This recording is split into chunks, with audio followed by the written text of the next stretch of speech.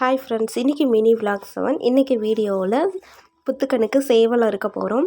கோவிலை சுற்றி ஒரே குப்பையாக இருந்து கூட்டி சுத்தம் பண்ணிவிட்டு அம்மா பொங்கல் வைக்க ஏற்பாடு பண்ணிகிட்டு இருந்தாங்க. நான் அடுப்பு பற்ற வச்சு ஆரம்பித்து அம்மா பொங்கல் வச்சாங்க.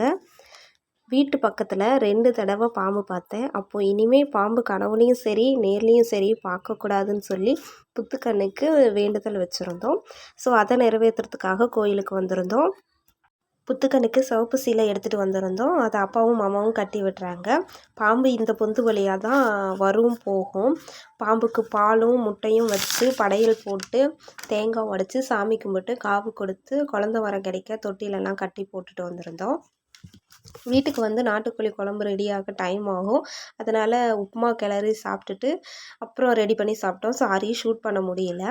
சம்மருக்கு ரெஃப்ரெஷிங்காக இருக்கட்டுமேன்னு சொல்லிவிட்டு எல்லோரும் பப்பாளி பழம் ஜூஸ் கேட்டாங்க, போட்டு சாப்பிட்டோம்.